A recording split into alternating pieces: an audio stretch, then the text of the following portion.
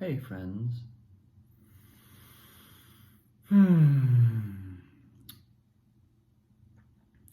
fresh off another day of amazing work with amazing people,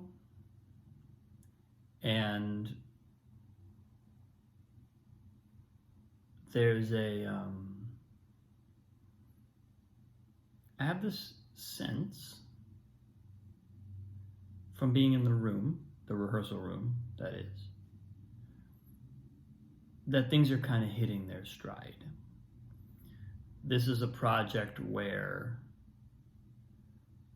there are a number of voices in the room and a number of authoritative voices in the room.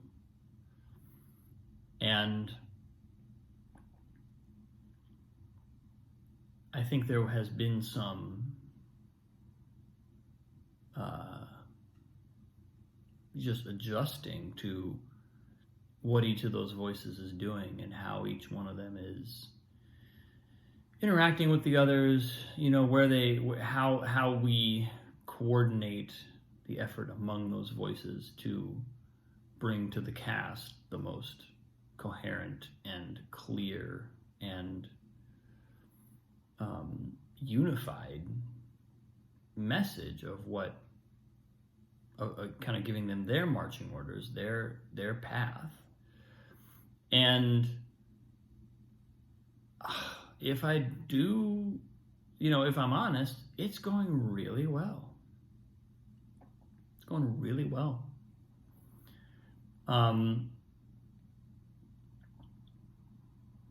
There's an ease, there's a lightness that we've transitioned between Wednesday, Thursday. We've had Tuesday, Wednesday, Thursday, so that's 3 days now. For basically 3 days we've been in mostly staging mode. We kind of started on Sunday with staging mode because music was in such good shape.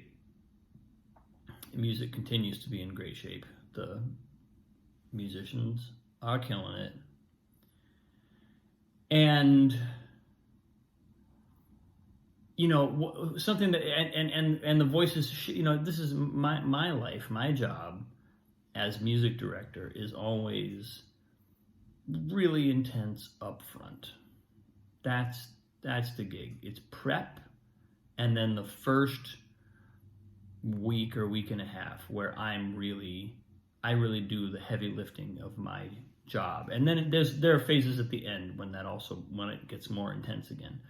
But as we go from all music all the time into staging rehearsals, I get a little bit of a breather. I get this moment to settle back a little bit. And there's plenty on my plate right now. There's all sorts of stuff that I want to take care of and make sure that I'm kind of up on and getting, in some ways, getting ahead on, or at least just on top of. But what that also means is that I have a moment to kind of survey the larger process from a vantage point, from a great vantage point. And what I'm seeing is just, a director whom the cast loves, and they're building their relationship, and he's coming into his own, and he's this is an incredibly experienced director, but he's finding his voice, and with this cast, which is always kind of it's a new set of relationships. Every time a new cast comes into the room, every time a new cast is doing a show, needs direction, there's a new dynamic to be learned, and I'm just seeing that just played out beautifully. And someone told me after rehearsal today, the show is really lifting their spirits. And it's been a dark time, and this is really lifting them, and that's such a wonderful thing to hear. It conveys to me that we're on the right track, because that's obviously the heart of what we're trying to do with the show, not just for the cast, but first and foremost for the cast, and then we can radiate that out through the audience ultimately. And I'm getting a little moment to feel that, to feel what we installed in week 1, and to lean into that trust that we have and expand that trust, and now start to take more and more risks within that space of trust, because we have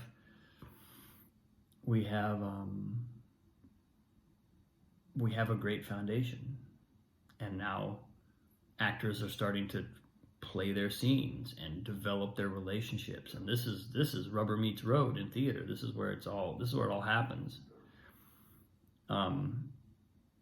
But it really starts with that vibe, and I'm really feeling, I just have a real sense that the vibe is really good. The vibe is the foundation of our energetic connection to each other and our trust of each other is in a really great place. And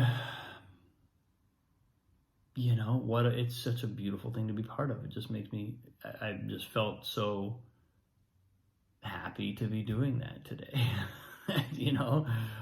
I'm getting a little time also to reflect on that. There's a sort of relentlessness to the several weeks leading in, and then the early weeks of rehearsal. And there's a moment now when there's a couple things, there's major work left to do, but we kind of can't do it yet because it's, we need to work on the transition music and all that stuff, but we can't do that yet because we're not running transitions yet, and we don't know what the timing is, and we don't know what the space is, and we don't know anything. So it's kind of like, that's a massive job that's just kind of not yet quite relevant.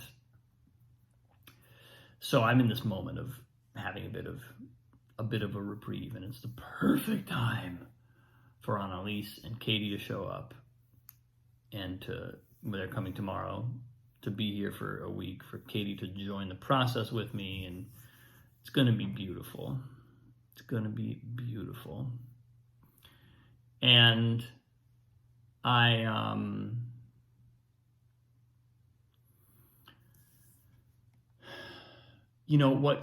what came through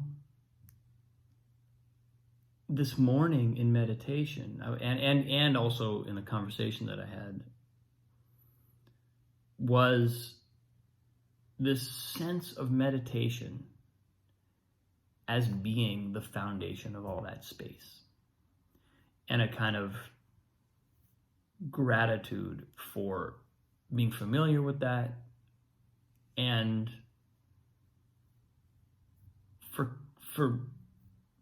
for trusting that. There's this way in which that's actually how we build that trust. I think I was speaking yesterday about the various things that we all bring into the room, all the different stuff that we bring into the room, and as individuals, what we are wrestling with as we engage in a process like this. And that meditative space where we connect to something beyond the immediate, something beyond even manifestation. When we're actually in that, when we actually connect with that state, or that, it's not even really a state, it's a dimension of consciousness beyond time, all of a sudden we have space to reflect and to observe the world of time and space, the world of time and space and stuff. And everything is stuff. Thought is stuff. Emotion is stuff. Anything manifest is in the world of time. And I was just talking with a friend about how important creating that space is, and the kind of room that gives us to then work with the material. We can't really work with the material if we're so fused to it that our identity is that every time something shifts in time and space, our identity gets tugged along with it, and we feel like we're in danger, or we feel like whatever is happening is kind of like being done to us. And that space of meditation gives us just enough of a gap between who am I? What am I most fundamentally? And what is happening right now? That we can then work with what is happening right now. And I think, as we now enter into the next phase of this process, where there will also be incredibly intense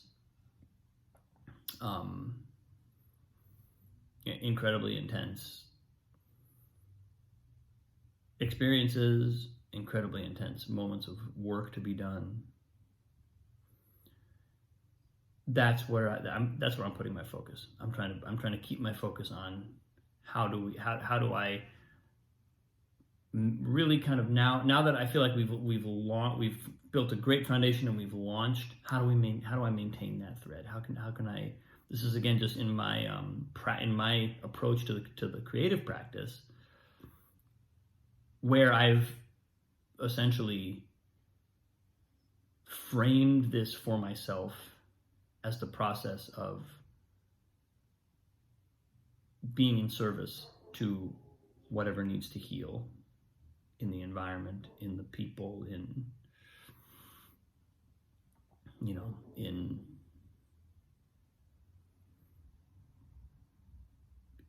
the community. How can I most be of service? How can I most be? And on some level, that's just like a show up and be ourselves. That's kind of all we can do. There's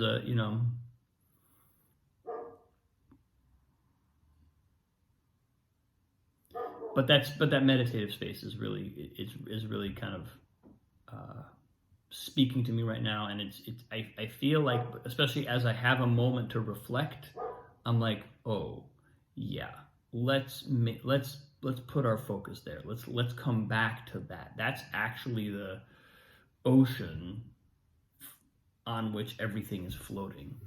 So let's remember that. Let me remember that and stay expansive in that way. Because I'm sure that moments of contraction are going to happen, and moments of intensity are going to happen. They're going to happen. So letting myself ground, get perspective, hold. It's kind of like taking a deep breath before going back underwater and facing the pressure. But taking that, having that, like, oh, now's the moment to breathe in, to come to consciousness, to expand into the ocean. It's funny, I'm looking at a map of the ocean in front of me. Yeah. But that's what's showing up for me today. And I think, again, whenever I do a post like this, I always feel like I'm offering that to anyone who might feel it's relevant. Because meditation is relevant no matter what part of the process we're in. But I think I'm having more awareness right now because I just happen to have a lull when I can say, oh, it's meditation that got me this far. That's what allowed me to maintain the perspective that I had even throughout the intensity. Let me come back to that in a deeper and deeper way as I get.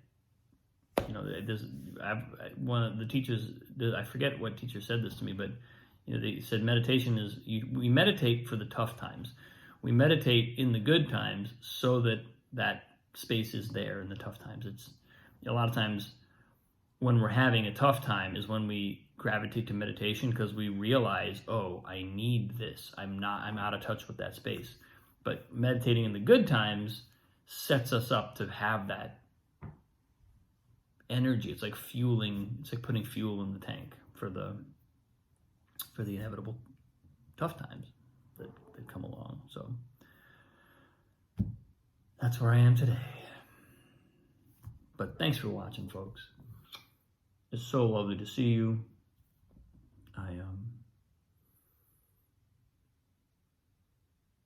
I love this conversation.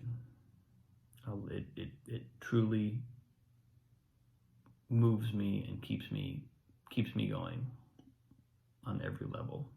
So thank you. Much love. I'll see you tomorrow.